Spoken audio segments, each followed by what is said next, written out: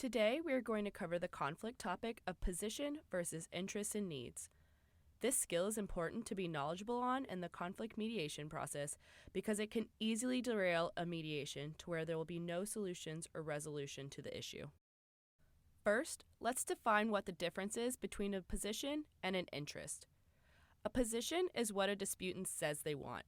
In a mediation, it can come off as a demand and seem like an all-or-nothing statement. Position statements rarely provide insight into what a disputant actually wants. An interest is what a disputant actually wants.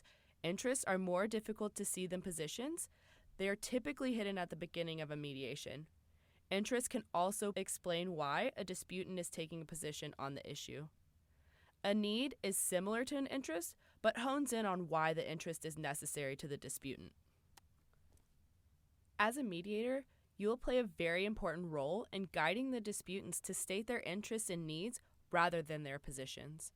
In doing this, you will be able to have the disputants look past their positions and in the direction of generation of options for a resolution to their issues and conflict. Your job as a mediator is to find solutions that address both parties' interests.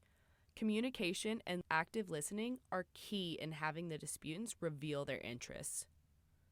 In some mediations, it will be easier to have disputants state their interests, but in other mediations that cover complex and heated issues, it can prove to be more challenging. There must be a strong relationship of trust between the disputants in those situations for disputants to disclose their interests related to their position.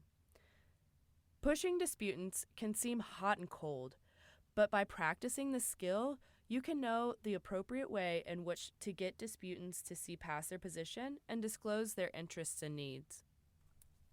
Positions and interests have been referred to as icebergs. The position is that tip of the iceberg that is above water that we can see. What we don't see is the interests that are lying underneath the water. And as mediators, we need to facilitate a conversation and trusting relationship to bring those to the surface. As you will see in the upcoming examples, the position of each party can be the same or different. Either way, this is what can create a hostile mediation environment.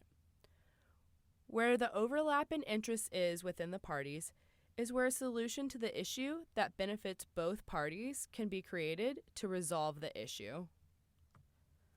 Let's go through some examples so you can more easily see the application of this skill. First, let's start small. So here is my dog Peyton.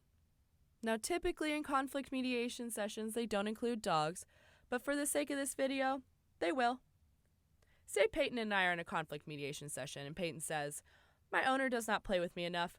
I sit at home all day and when she gets home we play fetch for 20 minutes and then go inside and she does homework all night." This is Peyton's position. She does not believe that I, as the owner, play with her enough.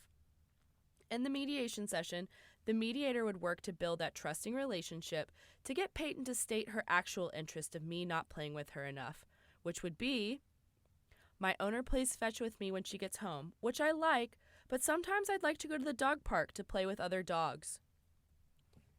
Peyton's interest is that she wants to play fetch sometimes, but she also wants to go to the dog park and play with other dogs as her form of exercise. In this situation, Peyton's need is that she needs exercise. This is a compromise that I'm willing to make on this issue because playing fetch is tiring after throwing a ball for 20 minutes, and when I get to take her to the dog park, she gets to be social while I sit at a table and watch.